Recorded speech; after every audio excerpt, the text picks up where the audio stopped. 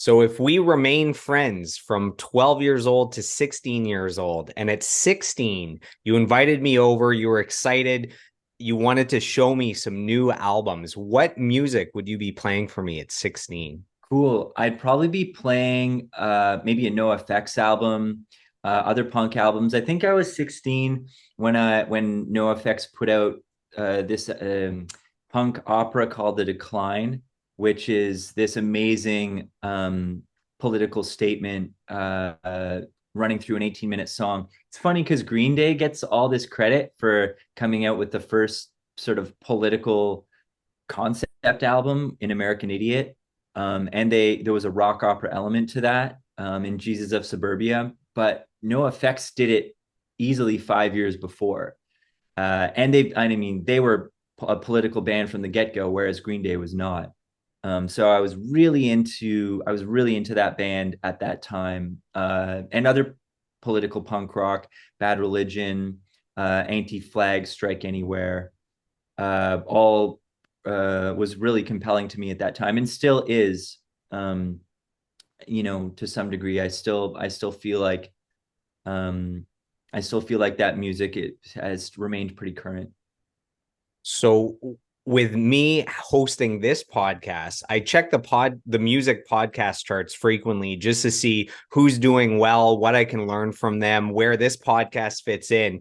And Fat Mike from NoFX has a top 10 music podcast in Canada called Fat Mike's Fat Mike, which is pretty cool. So That's if so you cool. weren't aware, maybe that's one where you would I enjoy. actually, yeah, I actually just became aware of that podcast, and I do have to check it out. I think he's one of my all-time heroes. And yeah, I haven't listened, but I can imagine it would be pretty much nothing off the table kind of conversation. Do you remember the first concert that you attended? And did you ever end up seeing NoFX?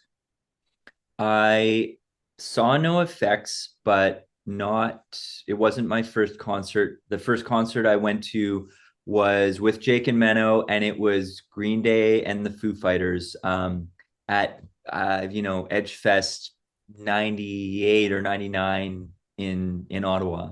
What a double bill. Dude, it was amazing. It was the Color and the Shape era Foo Fighters and Nimrod era Green Day. And to me, I mean, Green Day has done some great stuff. To me, the Foo Fighters haven't topped that record ever. And I was a huge fan. Actually, the first record I bought was The Color and the Shape, followed very closely by Nimrod. And then they both crazily came to Ottawa of all places on this tour, and yeah, that has stuck with me for a long time.